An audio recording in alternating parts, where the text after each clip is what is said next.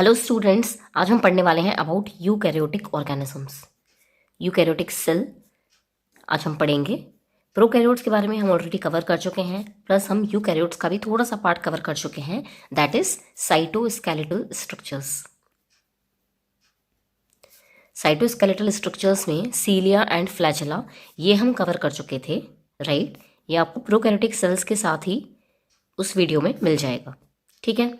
Plus हम यहाँ पे कवर कर चुके हैं अबाउट माइटोकॉन्ड्रिया, क्लोरोप्लास्ट। ये भी यूकैरियोटिक सेल का ही पार्ट है, राइट। वी नो कि प्रोकैरियोट्स में मेम्ब्रेन बाउंड ऑर्गेनेल्स नहीं मिलती हैं, दैट मीन्स कि माइटोकॉन्ड्रिया, क्लोरोप्लास्ट ये दोनों किसका पार्ट है? यूकैरियोटिक सेल का। आज मैं आपको एक समरी भी दूंगी कि यूकैरियोटिक सेल में कौन कौन सी ऑर्गेनेल्स हैं, तो आपको ज़्यादा बेटर आइडिया लग जाएगा, ठीक है। तो mitochondria, chloroplast plus plasma membrane हमने कवर कर लिया था, ठीक है। सेल मेम्ब्रेन जो है वो हर ऑर्गेनिज्म में प्रेजेंट है, दैट इज वो प्रोकैरियोटिक सेल्स का भी पार्ट है एंड यूकैरियोटिक सेल्स का भी पार्ट है, राइट। तो आज हम पढ़ते हैं यूकैरियोटिक सेल के बारे में। अगर मैं एक सेल बना लूँ तो मैं आपको एक आइडिया दे देती हूँ कि यूकैरियोटिक सेल में क्या क्या है और आज हम क्या क्या डिस्कस करेंगे। आज बेसिकली हमारा चैप्टर जो है वो फिनिश हो जाएगा, ठीक है। तो सेल चैप्टर आज हम फिनिश कर देंगे। यूकैरियोटिक सेल में सबसे पहले तो अगर मैं जो पार्ट हो चुके हैं उनकी बात करूं तो जो सरफेस पे स्ट्रक्चर होते हैं सीलिया एंड फ्लैजेला ये हम पढ़ चुके हैं, राइट। प्लस हम पढ़ चुके हैं about the plasma membrane, that is the cell membrane. अगर यूकैरियोटिक सेल्स की बात करें, एनिमल सेल्स की बात करें, तो एनिमल सेल्स में जो है वो सेल वॉल नहीं है, राइट। सेल वॉल होती है सिर्फ प्लांट्स में, तो वो प्लांट्स का सेपरेट चैप्टर है जहाँ पे हम पढ़ेंगे कि सेल वॉल प्लांट्स की किस चीज़ की बनी हुई है, ठीक है। जैसे सेल्यूलोज की बनी होती है, तो ये हम डिटेल में वहीं बात करेंगे।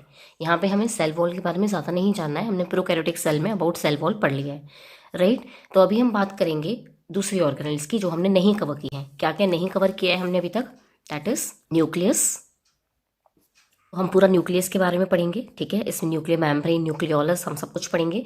उसके बाद हम पढ़ेंगे about ER, endoplasmic reticulum, then we will study about Golgi body, and then we will study about vacuoles and lysosomes. So endoplasmic reticulum, Golgi body, vacuoles and lysosomes ये एंडोमेम्ब्रेन सिस्टम का पार्ट है, तो इसको इसलिए मैंने सोचा कि separate video में करेंगे तो आपको बेटर समझ में आएगा। न्यूक्लियस से स्टार्ट करते हैं। न्यूक्लियस देखो कैसे बनी हुई है, एक मेम्ब्रेन से, ऑफकोर्स ये मेम्ब्रेनस ऑर्गेनेली है, ठीक है। यूकैरियोटिक सेल में मेम्ब्रेनस ऑर्गेनेलीज होती हैं, तो न्यूक्लियस जो है वो भी डबल मेम्ब्रेनस स्ट्रक्चर है, इनफैक्ट डबल मेम्ब्रेनस स्ट्रक्चर है। तो जो ये आप देख रहे हैं, this is the inner membrane, inner nuclear membrane, right, and this one is the outer nuclear membrane, okay. जो इसके अंदर का पार्ट है वो ऑफकोर्स क्या है, पूरा ही ये न्यूक्लियस है, ठीक है। तो इसके जो अंदर का पार्ट है वो सेमी फ्लूइड मैटर है, और क्योंकि वो न्यूक्लियस का पार्ट है तो उसको बोलेंगे हम न्यूक्लियोप्लाज्म। अब तो ये आपको मतलब समझ में आ गया होगा कि सेमी फ्लूइड मैटर को हम प्लाज्म वर्ड देते हैं। जैसे ये जो है सेल का जो फ्लूइड है, semi solid matter, that is called as cytoplasm. This is cytoplasm and this is nucleoplasm. अगर मैं इस पूरे स्पेस को कोई नाम देना चाहूँ, that is nucleoplasm plus cytoplasm, तो क्या बनेगा हमारा? उसको हम बोलते हैं प्रोटोप्लाज्म, राइट, ओके। नाउ अब इस न्यूक्लियस के बारे में आगे कंटिन्यू करते हैं। तो न्यूक्लियस की जो ये आउटर और इनर मेम्ब्रेन है ये फ्यूज हो जाती हैं, ये जगह जगह पे फ्यूज हो जाती हैं, okay, giving rise to this region, छेद की तरह बन गया। इन छेद को बोलते हैं, इन पोर्स को बोलते हैं न्यूक्लियर पोर। ये है न्यूक्लियर पोर्स, और इनका काम क्या है आपको समझ में ही आ रहा होगा। हमें पता है कि न्यूक्लियस के अंदर जो है वो DNA से RNA बनता है, राइट। तो यहाँ से RNA जो है वो सेल के बाहर जा सके, साइटोप्लाज्म में जा सके टू वर्क, और यहाँ पे जो प्रोटीन्स बने वो न्यूक्लियस के अंदर आ सकें through these pores. That means कि RNA एंड प्रोटीन्स का एक्सचेंज हो सके, this is possible through nuclear pores, right. उसके आगे पढ़ते हैं। सो हमारे इस न्यूक्लियस में जो DNA है, ऑफकोर्स हमें पता है कि न्यूक्लियस में क्या होता है, जेनेटिक मटेरियल होता है, दैट मीन्स कि डीएनए होता है, राइट।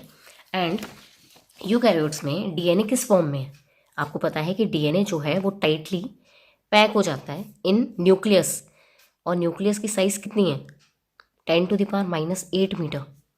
और क्रोमोसोम कितना बड़ा है हमारा? डीएनए कितना बड़ा है हमारा? डीएनए जो है उसकी लेंथ है 2.2 मीटर्स।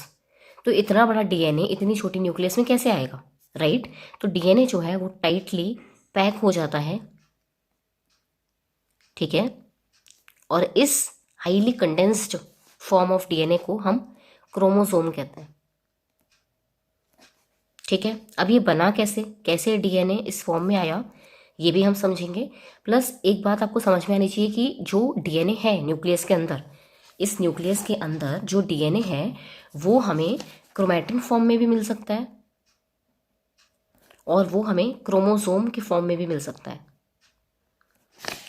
ये डिपेंड करता है कि हम सेल को किस स्टेज पे देख रहे हैं। मतलब जब हम सेल को देख रहे हैं वो सेल साइकिल की किस स्टेज पे है। तो इन सब बातों का मतलब समझते हैं। पहली बात तो क्रोमैटिन क्या होता है। सो ये कुछ बेसिक्स हैं। क्रोमैटिन क्या होता है?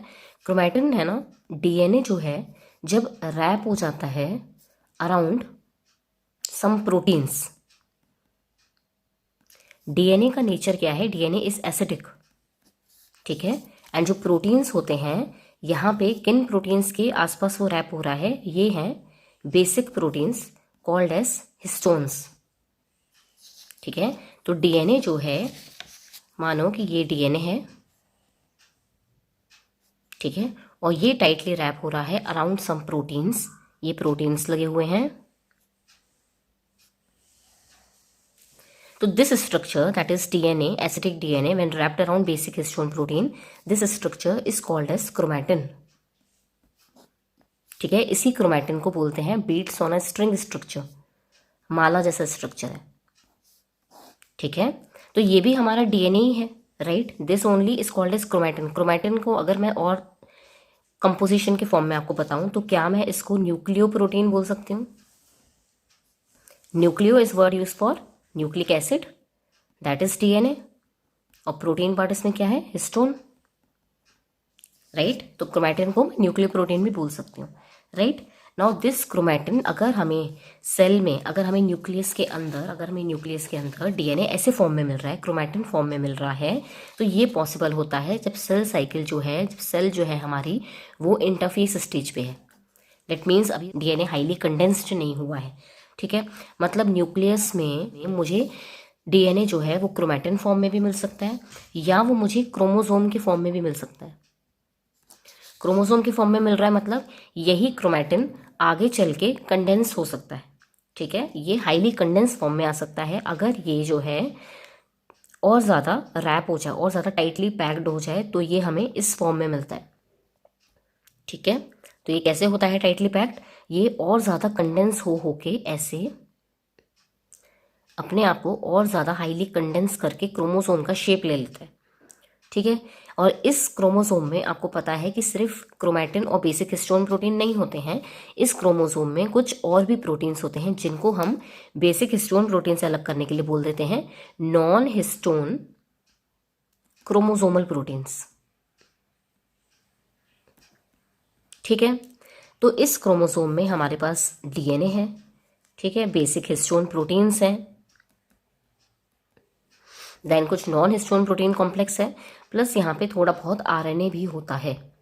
तो आपको ये पता होना चाहिए कि क्रोमोसोम की कंपोजिशन क्या है, क्रोमोसोम में क्या क्या होता है, ठीक है। तो और ये क्रोमोसोम हमें कब क्लियरली विजिबल होता है? ये विजिबल होता है कि अगर सेल जो है ना वो सेल साइकिल की मेटाफेज स्टेज पे है। हम सेल साइकिल के बारे में डिटेल में नेक्स्ट चैप्टर में पढ़ेंगे, तभी आपको सब क्लियर हो जाएगा कि इंटरफेस क्या होता है, मेटाफेज क्या होता है, ठीक है। बेसिकली कुछ नहीं है कि जब एक सेल दो सेल्स में डिवाइड हो रही है, ठीक है, सेल साइकिल का पार्ट बता रही हूँ मैं आपको कि सेल को डिवाइड होना होता है ना, कि अगर सेल को और नंबर्स अपने बनाने हैं, अगर सेल को डॉटर सेल्स बनानी है तो एक सेल को डिवाइड होना पड़ेगा, राइट। और अगर एक सेल डिवाइड होगी तो इसके अंदर का जो जेनेटिक मटेरियल है वो भी तो रेप्लिकेट करेगा। मतलब अगर ये एक क्रोमोसोम है हमारे पेरेंट सेल के पास, इस पेरेंट सेल के पास अगर ये एक क्रोमोसोम है तो ये दोनों को कैसे देगी? इसको अपनी कॉपी बनानी पड़ेगी, राइट। तो ये यहाँ पे अपना डीएनए जो है वो रेप्लिकेट कर लेती है, ठीक है। इसलिए हमारा क्रोमोसोम जो है वो ऐसे ना दिख के फिर ऐसे दिखता है, ठीक है। तो आप कंफ्यूज होते होंगे कि ये क्रोमोसोम है या ये क्रोमोसोम है, बट बेसिकली दोनों क्रोमोसोम है। ये भी क्रोमोसोम है। जब इसका क्रोमोसोम रेप्लिकेट हो गया, डीएनए रेप्लिकेट हो गया, तो हम बोल रहे हैं कि क्रोमोसोम ऐसा दिख रहा है, ठीक है। तो मेटाफेज स्टेज पे एक स्टेज आती है सेल साइकिल में, मेटाफेज, जिसमें कि क्रोमोसोम हमें प्रॉपरली ऐसे विजिबल होता है, ठीक है। दैट मीन्स उसका डीएनए रेप्लिकेट हो गया। फिर नेक्स्ट स्टेज पे क्या होता है, नेक्स्ट स्टेज होती है anaphase.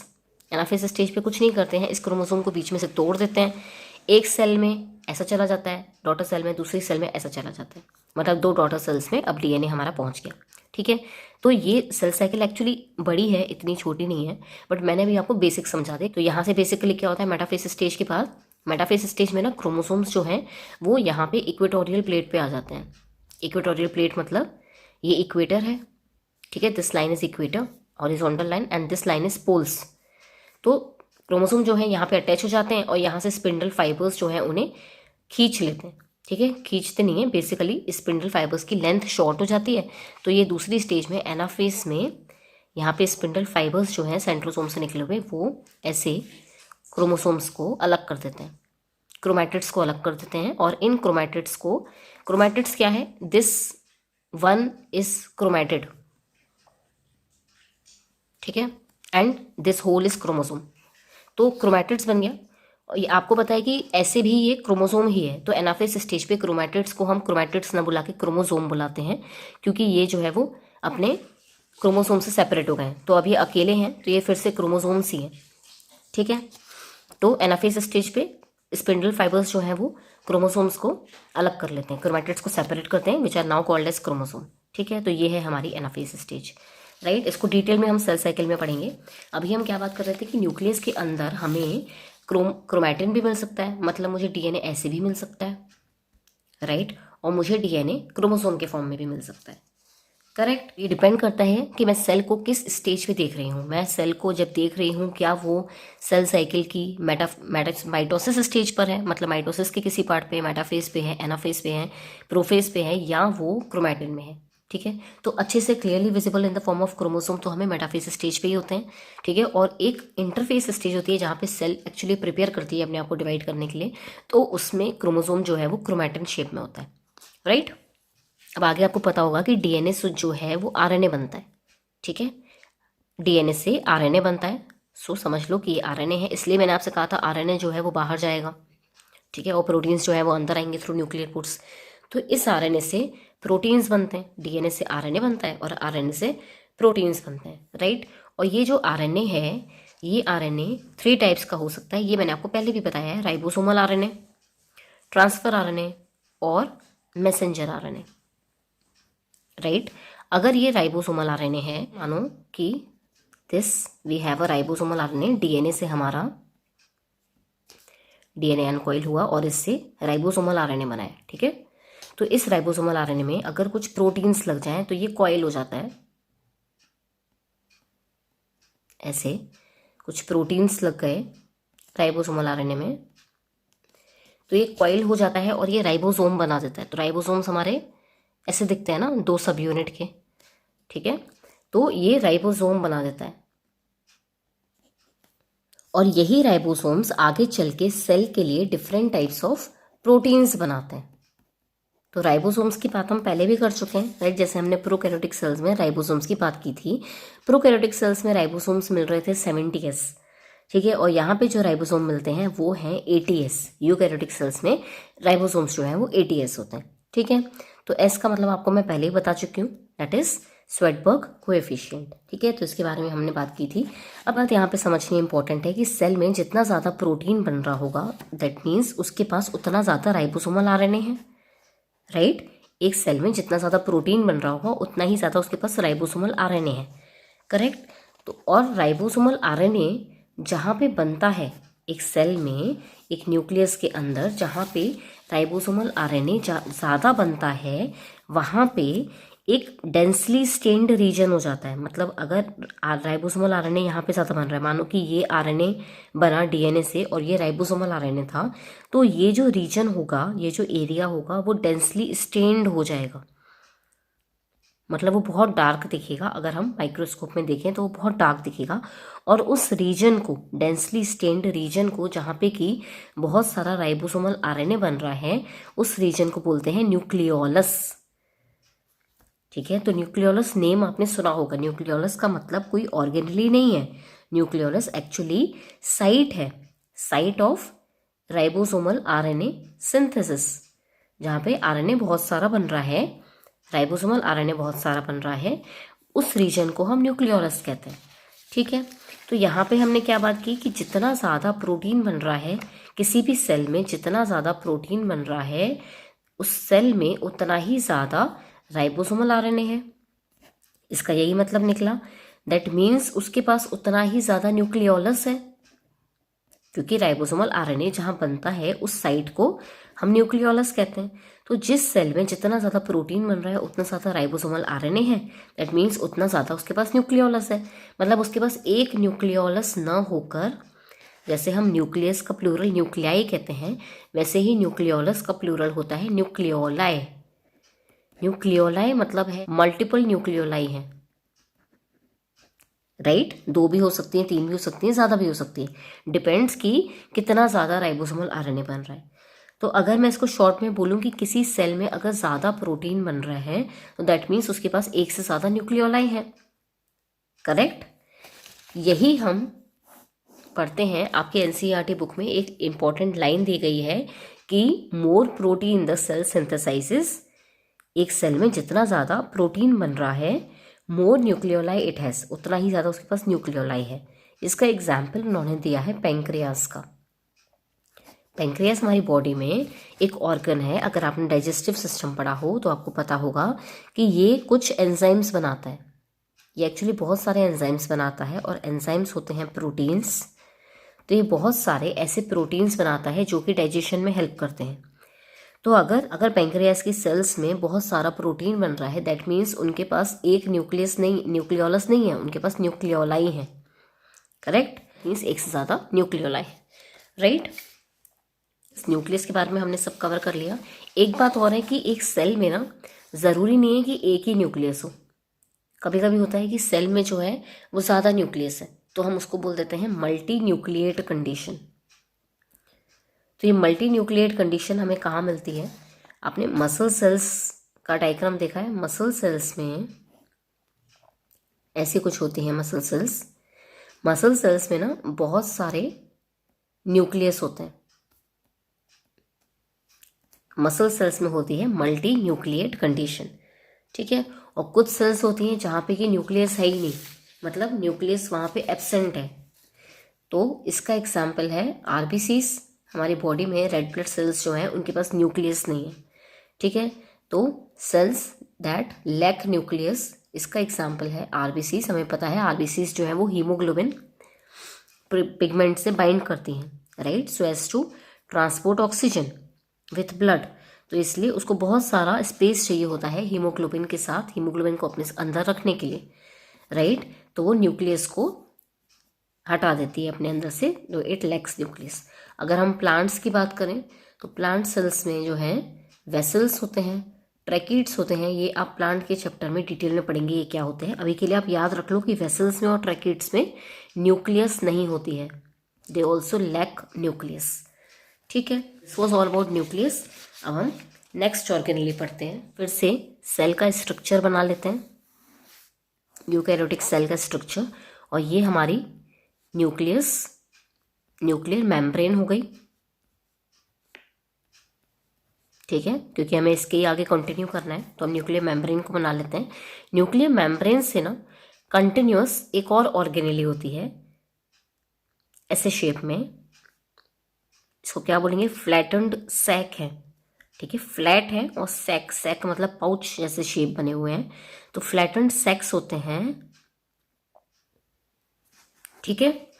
And this is called as endoplasmic reticulum. Endoplasmic reticulum अगर हम नाम समझें, एंडो मतलब इनसाइड, प्लाज्मिक मतलब साइटोप्लाज्म के अंदर हो रहा है, राइट।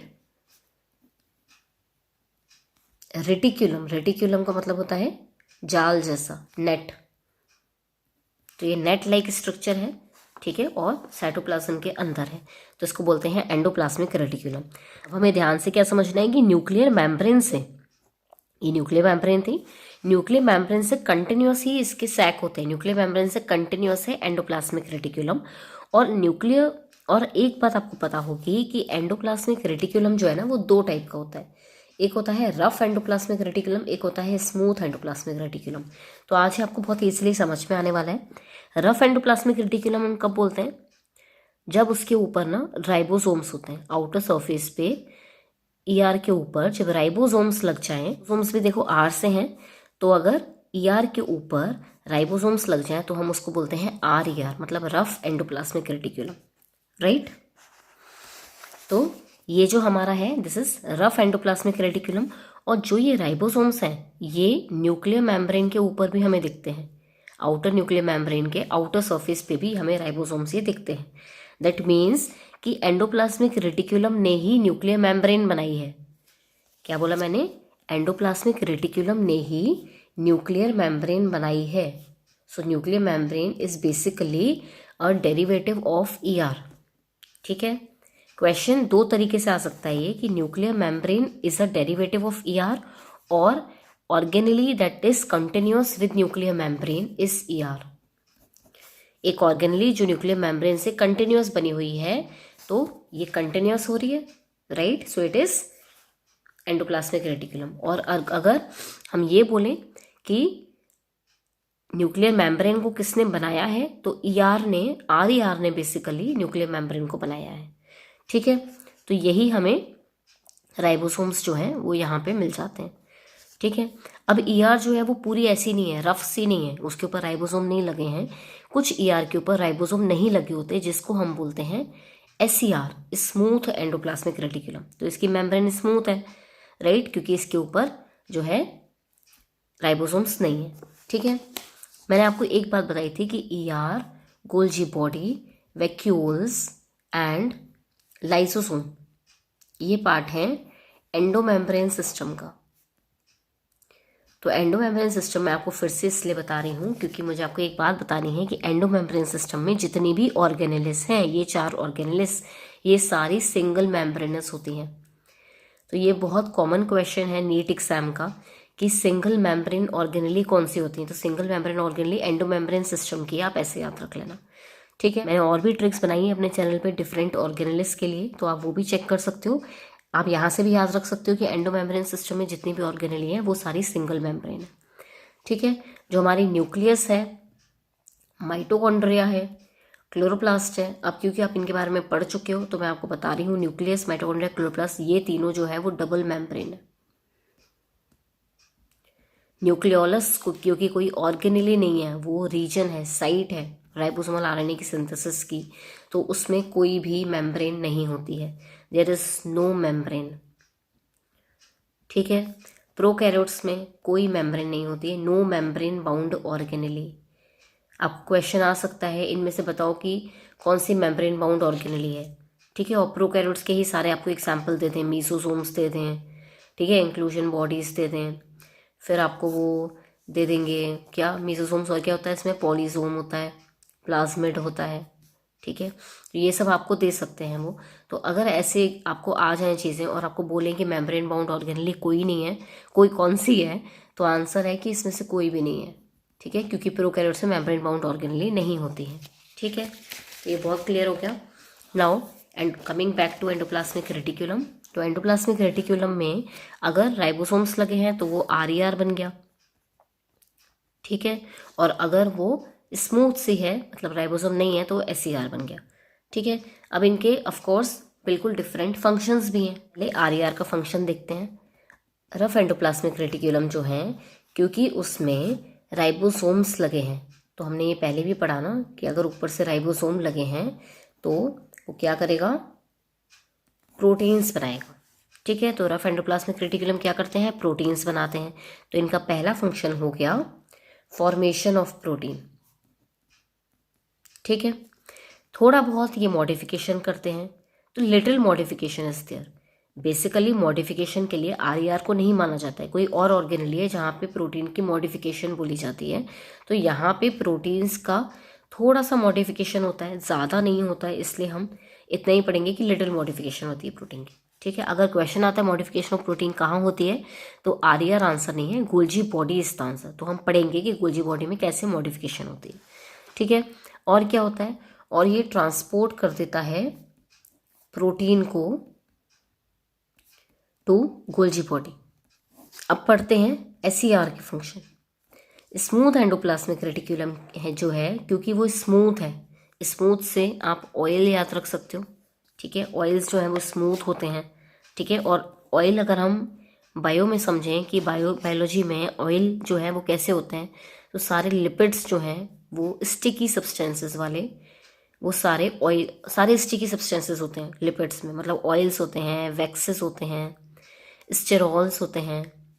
ठीक है, तो स्मूथ एंडोप्लाज्मिक रेटिकुलम में बेसिकली क्या बनेगा, formation of lipids, oils, waxes, sterols, ये सब आपने पढ़े हैं बायोमोलिक्यूल्स में। तो अगर आपने बायोमोलिक्यूल्स वाला वीडियो अभी तक नहीं देखा है तो आप देख सकते हैं प्लेलिस्ट से, उसमें आपको सब समझ में आ जाएगा कि लिपिड्स कैसे बनते हैं, ऑयल्स क्या है, वैक्सेस क्या है, स्टेरॉल क्या है, हाइड्रोकार्बन क्या है। अभी आपको ये समझना है कि ये सारे जो है स्मूथ एंडोप्लाज्मिक रेटिकुलम बनाता है। ठीक है, दैट मीन्स हम ये समझ सकते हैं कि जितनी भी, जहाँ पे भी सेल में ज़्यादा स्टेरॉल बन रहा है, जिन भी सेल्स में ज़्यादा लिपिड्स बन रहे हैं, उनका स्मूथ एंडोप्लाज्मिक रेटिकुलम ज़्यादा डेवलप्ड है। राइट, क्योंकि स्मूथ एंडोप्लाज्मिक रेटिकुलम ये सब बना रहा है। तो अगर मेरे पास किसी सेल में ऐसी चीज़ें हैं, फॉर एग्जाम्पल हमारी बॉडी में स्टेरॉयड हार्मोन्स बनते हैं। कौन से हैं स्टेरॉयड हार्मोन्स? अगर हम मेल्स की बात करें तो टेस्टोस्टेरोन, राइट, और अगर फीमेल्स की बात करें steroidal hormones, that is estrogen and progesterone. मतलब मेल्स में टेस्टोस्टेरोन और फीमेल्स में एस्ट्रोजन एंड प्रोजेस्टेरोन, ये हैं स्टेरॉयडल हार्मोन्स। और इनमें क्योंकि मतलब जो सेल्स टेस्टोस्टेरोन बना रही हैं, जो सेल्स एस्ट्रोजन और प्रोजेस्टेरोन बना रही हैं, उन सेल्स का एसईआर जो है वो डेवलप्ड होगा। राइट, क्यों? क्योंकि स्टेरॉयडल हार्मोन्स बना रही है ना, स्टेरॉयडल हार्मोन्स हैं ये। मतलब जो भी सेल्स स्टेरॉइड्स बनाएंगी, ऑयल्स बनाएंगी, वैक्सेस बनाएंगी, लिपिड्स बनाएंगे, उनका एसईआर डेवलप्ड होगा। राइट, और किसका डेवलप्ड हो सकता है? लिवर। लिवर में क्या होता है? ड्रग्स का डिटॉक्सिफिकेशन होता है। जितनी भी हमारी मेडिसिन्स हैं उनका डिटॉक्सिफिकेशन, मतलब मेडिसिन यूज़ हो गई बॉडी में, फिर भी जो वेस्ट बचा उसका डिटॉक्सिफिकेशन होता है लिवर में। तो लिवर का भी एसईआर ज़्यादा डेवलप्ड होता है। ठीक है, हमारे एड्रीनल ग्लैंड्स का भी एसईआर ज़्यादा डेवलप्ड होता है। ये बातें कुछ आपको याद रखनी है। ठीक है, एसईआर का एक और छोटा सा फंक्शन है। एसईआर जो है वो कैल्शियम आयंस का स्टोरेज करते हैं, कैल्शियम आयंस को स्टोर करते हैं। आपको पता होगा कैल्शियम आयंस का क्या फंक्शन है हमारी बॉडी में। कैल्शियम आयंस जो हैं वो मसल्स को कॉन्ट्रैक्ट करती हैं। राइट, मसल्स जो है कॉन्ट्रैक्ट हो पाते हैं कैल्शियम आयंस की वजह से। तो जब सिग्नल जाएगा, जब हमारा ब्रेन से सिग्नल जाएगा कि मसल्स को कॉन्ट्रैक्ट करना है, वो कब जाएगा? जब हम मूवमेंट करना चाहते हैं। राइट, मसल्स कॉन्ट्रैक्ट होती हैं तभी तो हम मूव करते हैं। राइट, मेरे हैंड्स की मसल्स कॉन्ट्रैक्ट हो रही हैं, that's why I am able to write. Right, तो मसल्स कॉन्ट्रैक्ट होंगी तो मूवमेंट होगा। अब जब ये मूवमेंट होना है तभी कैल्शियम आयंस जो है वो आएंगी वहाँ पे। राइट, अदरवाइज कैल्शियम आयंस कहाँ पे स्टोर्ड रहेंगी? कैल्शियम आयंस स्टोर्ड रहती हैं एससीआर में। ठीक है, एससीआर में कैल्शियम आयंस स्टोर्ड रहती हैं। ओके, सो ये हमारा रफ एंडोप्लाज्मिक रेटिकुलम और स्मूथ एंडोप्लाज्मिक रेटिकुलम कवर हो गया। अब यहाँ से जो है आर से, मतलब ईआर से बेसिकली एक और ऑर्गेनेल निकलती है। ऐसे कुछ फ्लैट मेम्ब्रेन सेक्स अगेन बने रहते हैं। ठीक है, इन सेक्स को हम बोलते हैं सिस्टर्ने। राइट, और ये सिस्टर्ने बेसिकली 3 से 4 हो सकते हैं गोल्जी बॉडी में। ओके, एंड अब इसका क्या काम है? गोल्जी बॉडी क्योंकि एंडोप्लाज्मिक रेटिकुलम से लगी हुई है, तो इसका काम होता है कि यहाँ पे जो हमारे आर में और जो हमारे एसईआर में बना है, जिन चीज़ों की फॉर्मेशन हुई है, फॉर एग्जांपल यहाँ पे प्रोटीन्स बने हैं, यहाँ पे लिपिड्स बने हैं। तो आरईआर और एसईआर दोनों ही, जो दोनों का प्रोडक्ट जो है वो गोल्जी बॉडी में जाता है। ठीक है, यहाँ से जो प्रोटीन बना रफ एंडोप्लाज्मिक रेटिकुलम से वो इसकी मेम्ब्रेन में आ जाता है। ठीक है, फिर ये ऐसे कुछ वसाइकल्स में, वसाइकल्स होते हैं स्फेरिकल स्ट्रक्चर्स, गोल गोल स्ट्रक्चर्स होते हैं, मेम्ब्रेनस गोल गोल स्ट्रक्चर होते हैं जो कि इन प्रोटीन्स को या लिपिड्स को ट्रांसपोर्ट कर रहे हैं। ठीक है, तो ये हैं वसाइकल्स। अब जो ईआर हैं उसके अंदर ये ऐसे फ्लैट सैक भी हो सकते हैं, उनके अंदर वसाइकल भी हो सकते हैं, या फिर उनके अंदर ट्यूबुलर स्ट्रक्चर भी हो सकते हैं जिनमें कि प्रोटीन्स जाएंगे। ठीक है, फिर ये वसाइकल इस गोल्जी बॉडी में आ जाता है। ठीक है, दैट मीन्स कि स्मूथ एंडोप्लाज्मिक रेटिकुलम और रफ एंडोप्लाज्मिक रेटिकुलम के जो प्रोडक्ट हैं, जो बने हैं, वो गोल्जी बॉडी में आ जाते हैं, ट्रांसपोर्ट हो जाते हैं। और गोल्जी बॉडी क्या करती है? गोल्जी बॉडी उनका मॉडिफिकेशन करती है। तो अगर क्वेश्चन आता है कि modification of proteins and lipids कहाँ होता है, तो हमारा आंसर क्या है? Golgi body. अब इनके मॉडिफिकेशन में क्या होता है ये समझ लेते हैं। तो अगर यहाँ पे प्रोटीन आया, गोल्जी बॉडी के पास प्रोटीन आया, तो वो क्या करेगा? उसमें कार्बोहाइड्रेट लगा देगा। मानो ये प्रोटीन था मेरा, उसमें वो कार्बोहाइड्रेट लगा देगा सुंदर सुंदर, और वो ग्लाइकोप्रोटीन बन जाएगा। राइट, अगर ये लिपिड है तो उसमें प्रोटीन लग गया तो क्या बन गया? लाइपोप्रोटीन बन गया। ठीक है, अगर लिपिड्स में कार्बोहाइड्रेट्स लगा दिया तो क्या बन जाएगा? ग्लाइकोलिपिड्स बन जाएगा। राइट, ग्लाइको वर्ड आपको पता है ना, कार्बोहाइड्रेट के लिए यूज करते हैं, जैसे ग्लूकोज वर्ड है ना, तो ग्लूको जो है आपको पता है कि कार्बोहाइड्रेट के लिए। तो ग्लाइकोलिपिड्स या लाइपोप्रोटीन्स या ग्लाइकोप्रोटीन ये सब कहाँ बनते हैं, इनकी फॉर्मेशन कहाँ हो रही है? बना तो ये गोल्जी बॉडी रहा है ना। तो अगर ये क्वेश्चन आता है कि ये कहाँ बनते हैं, where does the formation of glycoproteins and glycolipids take place, तो आंसर क्या हो जाएगा हमारा? Golgi body. अगर क्वेश्चन आता है कि modification of proteins and modification of lipids कहाँ होती है, तो आंसर क्या हो जाएगा? Golgi body. ये लास्ट ईयर्स में क्वेश्चन आ चुका है, इसलिए मैं आपको बता रही हूँ। ठीक है, तो क्या मॉडिफिकेशन हुई? ग्लाइकोलिपिड्स बन गए, लिपिड्स पे कार्बोहाइड्रेट्स लग गए, ग्लाइकोलिपिड्स बन गए, लिपिड्स प्रोटीन्स पे कार्बोहाइड्रेट्स लग गए तो ग्लाइकोप्रोटीन बन गया। ठीक है, एंड फाइनली क्या करेगा गोल्जी बॉडी? गोल्जी बॉडी ने यहाँ से कुछ वसाइकल्स निकलती हैं, फिर जिन वसाइकल्स में ये मॉडिफाइड प्रोडक्ट अपना भेज देता है। ठीक है, तो एक तो मॉडिफिकेशन हुई, राइट। सेकंड फंक्शन है गोल्जी बॉडी का कि ये उन प्रोटीन्स को, ग्लाइकोप्रोटीन्स को या ग्लाइकोलिपिड्स को ट्रांसपोर्ट कर देता है इनटू द सेल। ठीक है, सेल में ट्रांसपोर्ट कर देगा इन वसाइकल्स। वसाइकल्स कुछ निकलेंगी और उनमें इसका प्रोडक्ट जो है वो ट्रांसपोर्ट हो जाएगा। अब एक बात और समझने की है कि यहाँ पे जो प्रोटीन आया वो एक्स्ट्रा सेल्यूलर भी जा सकता है, मतलब एक्स्ट्रा सेल्यूलर फंक्शन भी होता है उसका, या फिर कुछ प्रोटीन्स जो है वो इंट्रा सेल्यूलर भी काम करते हैं। इंट्रा सेल्यूलर मतलब सेल के अंदर भी काम करते हैं। तो ये हमें कैसे पता चलेगा? देखो, ज़्यादातर क्या होता है कि जो प्रोटीन्स एक्स्ट्रा सेल्यूलर काम करते हैं वो इनसे बने हुए हैं, रफ एंडोप्लाज्मिक रेटिकुलम से बने हुए हैं। ठीक है, मतलब वो बाउंड राइबोसोम से बने हुए हैं। राइबोसोम्स जो कि एंडोप्लाज्मिक रेटिकुलम पे बाउंड हैं, उनसे बने हुए हैं एक्स्ट्रा सेल्यूलर प्रोटीन्स। उनसे ज़्यादातर बनते हैं एक्स्ट्रा सेल्यूलर प्रोटीन्स। और जहाँ से इंट्रा सेल्यूलर प्रोटीन्स बनते हैं वो किससे बनते हैं? वो फ्री राइबोसोम से बनते हैं। सेल के पास अपना फ्री राइबोसोम भी तो है ना, हमें पता है कि सेल के पास राइबोसोम होते हैं, राइट। मैंने पता है आपको, ATS राइबोसोम होते हैं। तो ये जो राइबोसोम्स हैं उनसे इंट्रा सेल्यूलर प्रोटीन्स बनते हैं, फ्री राइबोसोम से। इनको फ्री बोल सकते हैं क्योंकि एंडोप्लाज्मिक रेटिकुलम पे बाउंड नहीं है, राइट। तो ज़्यादातर जो फ्री राइबोसोम्स होते हैं उनसे इंट्रा सेल्यूलर प्रोटीन्स बनते हैं, ज़्यादातर जो बाउंड राइबोसोम होते हैं उनसे एक्स्ट्रा सेल्यूलर प्रोटीन्स बनते हैं। ठीक है, तो ये भी बहुत इंपॉर्टेंट है और NCERT में स्पेशली ये लिखा हुआ है, तो ये क्वेश्चन भी आपको आ सकता है। करेक्ट। ओके, सो एंडोमेम्ब्रेन सिस्टम में हम अभी तक 2 ऑर्गेनेल्स कवर कर चुके हैं। मैंने आपको बताया कि एंडोमेम्ब्रेन सिस्टम में टोटल 4 ऑर्गेनेल्स आती हैं, right. That is ER, Golgi body, lysosome and vacuole. ठीक है, तो ER एंड गोल्जी बॉडी हमने कवर कर लिया। ER में हमने क्या पढ़ा? RER और SER के बारे में, एंड देन हमने पढ़ा गोल्जी बॉडी। ठीक है, जिनमें इनका क्या होता है? RER और SER का मटेरियल ट्रांसपोर्ट होता है गोल्जी बॉडी में पैकिंग के लिए, राइट, और फिर वो सेल में दे देती है, राइट। तो अगर मैं इसको स्ट्रक्चर के थ्रू हम फिर से समझें तो आपने ये देख लिया कि ये न्यूक्लियर मेम्ब्रेन है। न्यूक्लियर मेम्ब्रेन से, अभी मैं सिर्फ एंडोमेम्ब्रेन सिस्टम की बात कर रही हूँ, तो न्यूक्लियर मेम्ब्रेन से ये हमारा ईआर बना था, राइट। फिर यहाँ से हमारा गोल्जी बॉडी का सिस्टर्ने बनेगा, ठीक है।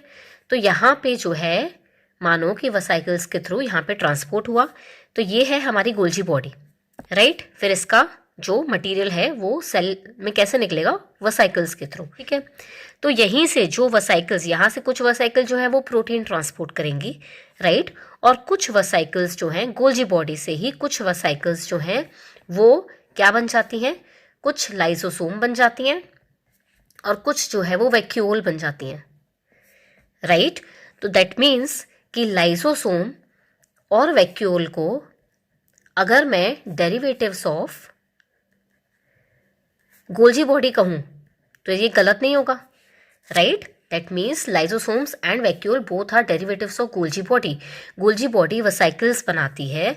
वसाइकल्स क्या है, मैंने आपको पहले भी बताया, वसाइकल्स जो है वो ऐसी स्फेरिकल बॉडीज होती हैं, मेम्ब्रेनस होती हैं और बेसिकली ट्रांसपोर्ट के लिए या किसी फंक्शन के लिए नीडेड होती हैं, ठीक है। जैसे पहले तो ट्रांसपोर्ट किया प्रोडक्ट, लेकिन अभी क्या हो रहा है, वो कुछ और ऑर्गेनली बन रही है, लाइसोसोम बन रही है, वैक्यूल बन रही है, राइट। और हमने क्या पढ़ा कि एंडोमेम्ब्रेन सिस्टम में सारी ऑर्गेनेल्स, ये चारों ऑर्गेनेल्स सिंगल मेम्ब्रेनस होती है, ये भी इंपॉर्टेंट है, राइट। अब हम थर्ड ऑर्गेनली पढ़ते हैं एंडोमेम्ब्रेन सिस्टम की, दैट इज लाइसोसोम।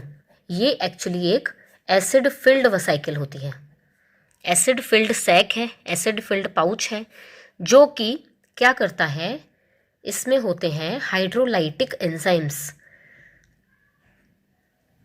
देखो हाइड्रोलाइटिक का क्या मतलब है, हाइड्रोलाइटिक एंजाइम्स होने का क्या मतलब है, हाइड्रो मीन्स वाटर यूज़ करना, लाइटिक मतलब लाइसिस करना, ब्रेक करना, मतलब बेसिकली ये वाटर को यूज़ करके क्या कर रहा है, वाटर को यूज़ करके सेल्स को या किसी भी चीज़ को बेसिकली किल कर रहा है, ब्रेक कर रहा है, किल कर रहा है, तोड़ रहा है। तो लाइसोसोम में हाइड्रोलाइटिक एंजाइम्स हैं, कौन कौन से हैं ये देख लेते हैं। इसके पास पहला तो होता है लाइपेस, ठीक है। लाइपेस कैसा एंजाइम है, किसको ब्रेक करेगा, ये लाइसिस करेगा लिपिड्स का, ठीक है। कार्बोहाइड्रेसिस भी होते हैं, कार्बोहाइड्रेसिस क्या करेंगे, कार्बोहाइड्रेसिस कार्बोहाइड्रेट्स को डाइजेस्ट करेंगे, राइट, डाइजेस्ट कार्बोहाइड्रेट्स। और क्या है, और है इसके पास प्रोटीएस, प्रोटीएस क्या करेंगे, प्रोटीन को डाइजेस्ट करेंगे, राइट, डाइजेस्ट प्रोटीन्स। अभी तक हमें क्या समझ में आया, लाइसोसोम जो है वो एक एसिड फिल्ड पाउच है जिसके अंदर हाइड्रोलाइटिक एंजाइम्स हैं जिनका काम होता है क्या करना, ब्रेक करना, डाइजेस्ट करना, ठीक है। कौन कौन से एंजाइम है, लाइपेज है, कार्बोहाइड्रेस है, प्रोटीएस है। क्या करेंगे, लाइपेज लिपिड्स को लाइस करेगा मतलब डाइजेस्ट करेगा, कार्बोहाइड्रेसेस जो है वो कार्बोहाइड्रेट्स को डाइजेस्ट करेंगे, प्रोटीएस जो है वो प्रोटीन को डाइजेस्ट करेंगे, राइट। अब इसमें आगे समझना है एक बात कि मैंने आपको बोला ये एसिड फिल्ड सैक है, मतलब कि इसके सारे ही एंजाइम्स जो हैं वो एसिडिक पीएच पे काम करते हैं। This is an important question आता है कि लाइसोसोम के एंजाइम्स कौन से पीएच पे काम करते हैं, तो they work at acidic pH, ठीक है। अब लाइसोसोम के और फंक्शंस पढ़ते हैं। लाइसोसोम जैसे कि आपने देखा कि एसिड फिल्ड है और इसके पास एंजाइम्स भी ऐसे हैं जो कि डाइजेस्ट कर रहे हैं, तो बेसिकली इसका जो काम होता है वो किल करना ही होता है, किल और डाइजेस्ट बहुत सारी चीज़ों को, ठीक है। इसलिए इनको आपने बचपन से पढ़ा है कि इनको बोलते हैं सुसाइडल बैग्स, मतलब ये एक ऐसी ऑर्गेनली है, लाइसोसोम एक ऐसी ऑर्गेनली है जहाँ पे कि बहुत सारी चीज़ें सुसाइड करने आती हैं, ठीक है, मरने के लिए आती हैं, ठीक है। कैसे आती हैं देखते हैं। तो आपने सेल्स के बारे में पढ़ा होगा, मैक्रोफेजेस और न्यूट्रोफिल्स। तो यहाँ पे बेसिकली हमें मैक्रोफेजेस का काम है, ठीक है। ये दो ऐसी टाइप ऑफ WBCs हैं, WBC के टाइप्स हैं जो कि हमें हेल्प करते हैं किससे, बैक्टीरिया वगैरह को मारने में, ठीक है, जर्म्स को मारने में। तो जब भी इनको कोई एंटीजन दिखता है, एंटीजन क्या होता है, एंटीजन मतलब फॉरेन सब्सटेंस हमारी बॉडी के लिए कोई भी फॉरेन सब्सटेंस है, वो बैक्टीरिया है, कोई और डिजीज़ है, वायरस है, ठीक है, ऐसी कोई भी एंटीजन को अगर मैक्रोफेजेस देखते हैं तो किल करते हैं, ठीक है। तो इस किलिंग में बेसिकली मैक्रोफेजेस को, मानो कि ये मैक्रोफेज है और ये एक बैक्टीरिया है, ठीक है। मैक्रोफेज पहले तो इसको क्या करेगा, अटैक कर लेगा, अटैक कर लिया, ठीक है। अब इसके पास कौन आता है हेल्प करने के लिए, मैक्रोफेजेस में होते हैं लाइसोसोम्स। लाइसोसोम यहाँ पर आएंगे, मैक्रोफेजेस भी एक सेल है ना, डब्ल्यूबीसी के टाइप है, तो इसके पास जो लाइसोसोम है वो इसकी हेल्प करेगा इसको पूरी तरह डाइजेस्ट करने में। लाइसोसोम इसको पूरी तरह डाइजेस्ट कर लेगा, ठीक है। सिमिलरली अब ये सिर्फ एक सेल की बात है, तो एक सेल में नहीं, बेसिकली ये एक्चुअली किसी भी सेल में हो सकता है, ठीक है। ये कुछ ऑर्गेनेलिस को भी, कुछ ऑर्गेनेलिस मतलब जो भी ऑर्गेनेलिस डैमेज हो जाए, पुरानी हो जाए, वॉर्न आउट ऑर्गेनेलिस, ठीक है, वॉर्न आउट सेल्स भी डैमेज हो जाए, वॉर्न आउट हो जाए, ओल्ड हो जाए, वॉर्न आउट हो जाए मतलब ओल्ड हो जाए, पुरानी हो गई ऑर्गेनेलिस, सब कोई काम नहीं कर रही है वो, ठीक है। तो क्या होगा, लाइसोसोम इनको डाइजेस्ट करने में हेल्प करेगा। इस प्रोसेस को बोलते हैं ऑटोफेजी। ऑटोफेजी मतलब, ऑटो मतलब सेल्फ, फेजी मतलब ईट करना, सेल्फ ईटिंग, मतलब ऑर्गेनेलिस खुद ही लाइसोसोम के पास, लाइसोसोम भी ऑर्गेनेल ही है और ये भी ऑर्गेनेलिस ही है, तो सेल्फ ईटिंग हो रही है, मतलब लाइसोसोम अपनी ही सेल की ऑर्गेनेलिस को खा रहा है, अपनी ही सेल की ओन सेल ऑर्गेनेलिस को डाइजेस्ट कर रहा है, ठीक है। तो that is called as autophagy. अगर ये पूरी सेल को खाए, मतलब अब मेरे पास ये कंप्लीट सेल है, ठीक है, अब ये ओल्ड वॉर्न आउट हो गई है, यहाँ पे ये लाइसोसोम बैठा है, ठीक है, तो ये ओल्ड वॉर्न आउट सेल भी जब मतलब डैमेज हो जा रही है, किसी काम की नहीं रही, तो ये लाइसोसोम ना इसमें बर्स्ट आउट हो जाएगा। एक लाइसोसोम से पूरी सेल तो किल नहीं हो पाएगी, इसलिए बहुत सारे लाइसोसोम्स यहाँ पर क्या हो जाएंगे, बर्स्ट हो जाएंगे, ठीक है, बहुत सारे यहाँ पे बर्स्ट हो जाएंगे। और इस पूरे बर्स्ट होने से, लाइसोसोम इतने सारे बर्स्ट होंगे, इसकी वजह से क्या हो जाएगा, एपोप्टोसिस। एपोप्टोसिस क्या होता है, cell death, programmed cell death, मतलब सेल ने खुद ही प्लान किया था कि अब मेरी डेथ हो जाए, क्यों, क्योंकि किसी काम की नहीं रही मैं, ठीक है। तो ओल्ड वॉर्न आउट सेल जो है वो एपोप्टोसिस बोलते हैं उसको। एपोप्टोसिस मतलब सेल की डेथ होना, और इसे किसकी वजह से हो रही है, लाइसोसोम की वजह से, ठीक है। इसलिए लाइसोसोम को सुसाइडल बैग्स भी बोलते हैं। यही लाइसोसोम जो है कुछ ऑर्गेनिजम्स को, एनसीईआरटी में स्पेशली अमीबा का एग्जाम्पल दिया है, तो कुछ ऑर्गेनिजम्स को लाइक अमीबा, ठीक है, हेल्प करता है to digest food. Food digest करने के लिए ज़रूरी नहीं है कि सिर्फ ये बैड काम कर रहा है, ये एक्चुअली फूड डाइजेस्ट करने के लिए भी हेल्प कर रहा है। कैसे कर रहा है ये देख लेते हैं। सो ये हमारा अमीबा है, ठीक है। अमीबा ने देखा एक फूड पार्टिकल, ठीक है, ये फूड का पार्टिकल है। तो अमीबा आपको पता होगा कि क्या करती है, सूडोपोडिया बनाती है। सूडोपोडिया क्या होता है, सूडो मीन्स फॉल्स, पोडिया मतलब पॉड वर्ड यूज़ करते हैं ना हम फीट के लिए, ठीक है। तो फॉल्स फीट, फॉल्स फीट क्यों बोल रहे हैं, क्योंकि एक्चुअली में ये अपने कुछ ऑर्गेनेलिस ही, ये अपने कुछ ऑर्गन्स को ऐसे करके फूड पार्टिकल को ग्रैब करने के लिए, कैच करने के लिए ऐसे निकालती है, ठीक है। तो ये जो है ये फॉल्स फीट का अलार्म दे रहे हैं ना, मतलब ये फॉल्स फीट की तरह दिख रहे हैं, राइट, कि उसके ये फीट है, पर क्योंकि ये सच्चे फीट नहीं है ना, मतलब हमें पता है ये फीट नहीं है, बट ये फीट की तरह दिखते हैं, तो इसलिए इनका नाम है सूडोपोडिया, ठीक है। तो अमीबा जब फूड पार्टिकल को सूडोपोडिया से ग्रैब कर लेती है, कैप्चर कर लेती है, तो अमीबा के अंदर जो है ऐसे फूड वैक्यूल बन जाता है, ये फूड वैक्यूल बन गया, ठीक है, और इसके अंदर वो फूड पार्टिकल है, ठीक है। अब आगे का जो डाइजेशन प्रोसेस है वो कैसे होता है, अमीबा ने फूड पार्टिकल को एंगल्फ कर लिया, एंगल्फ कर लिया मतलब अपने अंदर फंसा लिया, ठीक है। नाउ व्हाट हैपेंस इज, यहाँ पे अमीबा की सेल के अंदर लाइसोसोम है, ठीक है, सेल में लाइसोसोम तो होगा, ऑर्गेनेली है। इस लाइसोसोम को बोलते हैं, अभी जब इसने अभी कोई काम नहीं किया है, ठीक है, अभी पड़ी हुई है वहाँ पर, इस टाइम पे इस लाइसोसोम को बोलते हैं प्राइमरी लाइसोसोम, ठीक है, फिर जब ये फूड वैक्यूल बन जाएगा ना, तब हमारे इस लाइसोसोम का काम आएगा, प्राइमरी लाइसोसोम का।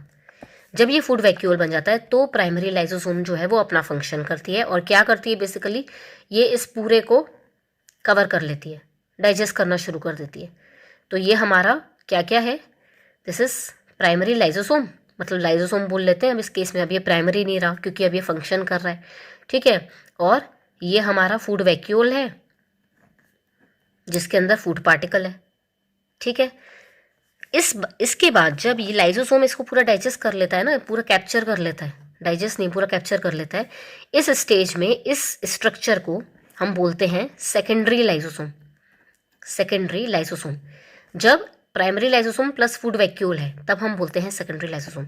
ये सेकेंडरी लाइसोसोम बेसिकली इसको फूड को पूरा डाइजेस्ट होने में हेल्प करता है, ठीक है। इस फूड वैक्यूल को इसने पूरा डाइजेस्ट कर लिया, प्लस ये क्या करता है, ये थोड़े बहुत एक्सक्रीशन में भी हेल्प करता है। अमीबा से जो फूड वेस्ट रह गया उस वेस्ट फूड को एक्सक्रीट आउट कर देता है, ठीक है। तो देखो यहाँ पे इसका अच्छा फंक्शन भी है कि लाइसोसोम जो है वो अमीबा को फूड डाइजेस्ट करने में हेल्प कर रहा है, correct. So this was all about lysosome. Now we will study the last organelle of endomembrane system, that is vacuoles. अब ये वैक्यूल जो है, वैक्यूल भी सिंगल मेम्ब्रेनस है, ऑफ कोर्स एंडोमेम्ब्रेन सिस्टम का पार्ट है। वैक्यूल जो है वो डिफरेंट टाइप्स के हो सकते हैं, मतलब अगर हम प्लांट्स में बात करें, प्लांट्स में बड़ा सा वैक्यूल होता है और उसको बोलते हैं सेंट्रल वैक्यूल। सेंट्रल वैक्यूल क्यों बोल रहे हैं, क्योंकि उसने सेल में सेंट्रल पोजीशन ली हुई है, ठीक है, बहुत बड़ा है इसलिए सेंट्रल पोजीशन ली हुई है। और कैसे कैसे वैक्यूल होते हैं, कॉन्ट्रैक्टाइल वैक्यूल होता है अमीबा के केस में, ठीक है। अमीबा के पास होता है कॉन्ट्रैक्टाइल वैक्यूल, हम ये अलग अलग करके पढ़ेंगे इसलिए मैं 1 और 2 नंबर डाल रही हूँ, ठीक है। और फूड वैक्यूल जैसे अभी आपने पढ़ा, ये भी कुछ ऑर्गेनिजम्स में होता है, ठीक है। तो एक फूड वैक्यूल होता है जो हमने पढ़ लिया कि क्या होता है फूड वैक्यूल, ठीक है। उसके बारे में ज़्यादा नहीं आएगा, इतना ही आएगा, ठीक है। तो पहले हम पढ़ लेते हैं सेंट्रल वैक्यूल, जब हम प्लांट सेल की बात कर रहे हैं, राइट। प्लांट सेल में क्या होता है, सेम समझ लो कि बना ये उससे ही था, गोल्जी बॉडी से, ठीक है। लेकिन ये वैक्यूल ना बहुत बड़ा हो जाता है, प्लांट्स में वैक्यूल जो है वो बहुत बड़ा हो जाता है, और इनफैक्ट ये 70% ऑफ द स्पेस, 70% नहीं, इनफैक्ट ये 90% ऑफ द सेल स्पेस ले लेता है। मुझे तो पानी का याद आ रहा था, ठीक है। तो वैक्यूल जो है वो 90%, मुझे और बड़ा बनाना चाहिए था, 90% ऑफ सेल स्पेस जो है वो वैक्यूल से फिल हो जाता है, ठीक है। अब इस वैक्यूल के अंदर क्या क्या है हम ये भी पढ़ेंगे, ठीक है। पहले हम ये एक इंपॉर्टेंट बात कि इसकी जो आउटर मेम्ब्रेन होती है ना, सिंगल मेम्ब्रेनस तो है, लेकिन जो इसकी आउटर मेम्ब्रेन होती है उसका एक स्पेशल नाम होता है टोनोप्लास्ट। तो ये एग्जाम में आ सकता है, the outer layer of vacuole is called as tonoplast, ठीक है। और इसके अंदर का जो फ्लूइड मटेरियल होता है ना उसको बोलते हैं सेल सैप, ठीक है, क्योंकि पूरी सेल को ही घेर लिया तो उसके सैप को भी सेल सैप ही बोल लेते हैं, राइट। मैंने ऐसे याद किया था कि पूरे को घेर लिया तो इसलिए उसकी सैप का नाम है सेल सैप, ठीक है। अब इसके फंक्शंस क्या क्या हैं, तो पहले तो वैक्यूल जो है वो क्या क्या स्टोर करता है, वो भी उससे भी रिलेटेड फंक्शन है, प्लस इसका एक फंक्शन है कि ये सेल्स की ग्रोथ कराता है, मतलब ये इस सेल की ग्रोथ करा रहा है, ठीक है। प्लांट सेल्स में ये सेल की ग्रोथ कराता है। कैसे कराता है, क्योंकि ये अपने अंदर बहुत सारा पानी भर लेता है ना, बहुत सारा पानी भर लेता है ये, ठीक है। तो इसमें वाटर स्टोर हो रहा है, और भी चीज़ें स्टोर होती हैं वो हम बात करेंगे, पर पहले हम बात करते हैं कि वाटर बहुत सारा स्टोर हो गया। अब क्योंकि बहुत सारा वाटर हो गया स्टोर, इसके अंदर बहुत सारा पानी आ गया तो ये फूल गया, मतलब समझ लो पहले अगर ये ऐसा था तो अभी ऐसे फूल गया, ठीक है। और क्योंकि ये फूल फूल के बाहर की तरफ फैलता जा रहा है, स्वेल होता जा रहा है, किसी चीज़ में पानी भरेगा तो वो स्वेल होती जाएगी ना, तो ये बाहर स्वेल होता जा रहा है तो सेल को भी साइज में बढ़ना पड़ रहा है, राइट। ये बाहर की तरफ स्वेल होगा, अगर ये स्वेल होगा तो सेल को भी तो स्वेल होना पड़ेगा ना, बढ़ना पड़ेगा, राइट। तो मतलब सेल की जो है साइज इंक्रीज हो जाती है, सेल ग्रोथ हो जाती है due to vacuole, right. Water store कर रहा है बहुत सारा, हमें ये भी समझ में आ गया, ठीक है। और क्या स्टोर करता है, प्लांट्स में जो है ये स्टोर करता है कुछ आयंस। कौन से आयंस स्टोर करता है? स्पेशली जो आयंस स्टोर करता है उसमें आता है पोटेशियम क्लोराइड। ठीक है, पोटेशियम आयंस का जो ट्रांसपोर्ट है वो आपने मेम्ब्रेन में भी पढ़ा था, सेल मेम्ब्रेन जब हमने डिस्कस की, प्लाज्मा मेम्ब्रेन, तब हमने पढ़ा था कि पोटेशियम का जो ट्रांसपोर्ट है that is through active transport, right. तो एक्टिव ट्रांसपोर्ट के थ्रू हो रहा है, मतलब एटीपी यूज करके हो रहा है, एनर्जी यूज करके हो रहा है। और जब भी कोई चीज़ एटीपी यूज करके हो रही है दैट मीन्स वो लो टू हाई कॉन्सेंट्रेशन हो रही है, ज़्यादातर यही है ना, लो टू हाई कॉन्सेंट्रेशन हो रहा है। तभी इसका क्या मतलब है लो टू हाई कंसंट्रेशन हो रहा है? मतलब वैक्यूल में पहले कंसंट्रेशन नहीं था, राइट, और यहाँ पे कम था, सेल के बाहर कम था, फिर भी वैक्यूल के अंदर जो है वो पोटेशियम का स्टोरेज किया जा रहा है, पोटेशियम का ट्रांसपोर्ट किया जा रहा है, ज़बरदस्ती एनर्जी यूज़ करके बाहर से अंदर लाया जा रहा है। ठीक है, मतलब लो टू हाई हो रहा है। अब यहाँ पे हाई होता गया, वहाँ पहले कम था और अब यहाँ पे ज़्यादा कर दिया ज़बरदस्ती ले लेके। ठीक है, तो that is called as active transport, मतलब पोटेशियम का एक्टिव ट्रांसपोर्ट हो रहा है। कैसा? लो टू हाई कॉन्सेंट्रेशन हो रहा है। तो यहाँ पे हम ये मानते हैं कि जो पोटेशियम है वो यहाँ पे स्टोर्ड है, वैक्यूल अपने पास स्टोर कर लेता है। ठीक है, अब कुछ जो है पिगमेंट्स भी स्टोर होती हैं, कुछ पिगमेंट्स भी स्टोर होती हैं। कौन सी पिगमेंट्स स्टोर होती हैं यहाँ पर होती हैं वाटर सॉल्युबल पिगमेंट्स। हमने पढ़ा था फैट सॉल्युबल पिगमेंट्स के बारे में कि फैट सॉल्युबल पिगमेंट्स कहाँ स्टोर होती हैं, आपको मेरे प्रीवियस लेक्चर में मिल जाएगा। आई होप कि आपको याद भी होगा। फैट सॉल्युबल पिगमेंट्स जो हैं वो स्टोर होती हैं प्लास्टिड्स में। ठीक है, क्लोरोप्लास्ट में और क्रोमोप्लास्ट में। वाटर सॉल्युबल पिगमेंट्स यहाँ स्टोर होती हैं। For example anthocyanin. एंथोसाइनिन जो है वो पर्पल कलर की पिगमेंट होती है। ठीक है, उसकी वजह से ही जो हमें फ्लावर्स हैं कुछ कुछ वो पर्पल कलर के दिखते हैं। ठीक है, और क्या स्टोर करेगा वैक्यूल? पानी स्टोर कर लिया, आयंस स्टोर कर लिया, पिगमेंट स्टोर कर ली, और स्टोर करता है ये प्लांट का वेस्ट मटेरियल, उस सेल का वेस्ट मटेरियल स्टोर करता है। ठीक है, तो जितना भी वेस्ट है वो भी वैक्यूल में डाल दो, क्योंकि बहुत बड़ा है ना, उसने वैसे भी सेल का पूरा स्पेस तो घेर रखा है, तो उसमें ही डाल देते हैं। प्लांट ने ये सोचा होगा। ठीक है, तो वो वेस्ट मटेरियल भी स्टोर करता है, right. This was all about central vacuole plants के केस में। अब हमारा लास्ट टॉपिक है क्या? Contractile vacuole. कॉन्ट्रैक्टाइल वैक्यूल होता है अमीबा में, और छोटी सी चीज़ समझनी है इसके बारे में हमें। मानो कि ये अमीबा है, नाम से ही समझ में आ रहा है कि वैक्यूल जो है वो कॉन्ट्रैक्ट करेगा। क्यों करेगा देखते हैं। ये अमीबा जो है वो पानी में रहता है। ठीक है, पहले के जो ऑर्गेनिजम्स थे बेसिक वाले, हमारे पुराने प्रिमिटिव ऑर्गेनिजम्स, वो ज़्यादातर पानी में, लाइफ ही पानी में ओरिजिनेट हुई थी ना, तो ये भी पानी में ही थे ज़्यादा। ठीक है, ऐसे याद भी रख लो। तो ये पानी में रहता है मानो, ठीक है, मानो नहीं, रहता ही है। तो इसके अंदर बहुत सारा पानी चला जाता है। तो किसी भी ऑर्गेनिज्म की बॉडी है, उसका एक पर्टिकुलर कंसंट्रेशन है ना कि पानी इतना ही रहेगा, एक लिमिट है, राइट। तो वैक्यूल इसकी हेल्प करता है। ये वैक्यूल जो है वो कॉन्ट्रैक्ट होने लगता है, क्योंकि यहाँ पे पानी आ रहा है, तो ये वैक्यूल कॉन्ट्रैक्ट होने लगता है, और एक होल के थ्रू ये एक्स्ट्रा वाटर अमीबा का निकालता जाता है बाहर। ठीक है, तो जब भी अगर हम बात कर रहे हैं वाटर के या सॉल्ट के रेगुलेशन की, यहाँ पे वैक्यूल वाटर को मैनेज कर रहा है ना, वाटर को रेगुलेट कर रहा है कि इतना ही अमीबा की बॉडी में पानी होना चाहिए, बाकी एक्स्ट्रा निकाल दो बाहर। ठीक है, तो वैक्यूल कॉन्ट्रैक्ट होके खुद से अमीबा की हेल्प कर रहा है कि एक्स्ट्रा पानी निकाल रहा है। तो जब भी वाटर और सॉल्ट की रेगुलेशन होगी उसको हम बोलते हैं ऑस्मो रेगुलेशन। ठीक है, दैट मीन्स कि कॉन्ट्रैक्टाइल वैक्यूल क्या करता है, अमीबा में ऑस्मो रेगुलेशन को मैनेज करता है, मेंटेन करता है। It maintains the osmoregulation. ठीक है, it helps in osmoregulation. Osmoregulation मतलब आयंस और वाटर का balance. Salt means ions actually, है ना, NaCl हम बोलते हैं, तो NaOCl का। ठीक है, तो आयंस का और वाटर का रेगुलेशन करता है contractile vacuole. Fine, so this completes our cell chapter. हमने सब कुछ कवर कर लिया। ठीक है, कि हैंड रिटन नोट्स आपके पास आते जा रहे हैं। मैं ट्राई करती हूँ कि नेक्स्ट डे ही आपको हैंड रिटन नोट्स मिल जाएं, सो दैट आपका अच्छे से रिवीजन हो सके। नेक्स्ट हम चैप्टर कवर करेंगे cell cycle and cell division. See you then, bye bye, thank you.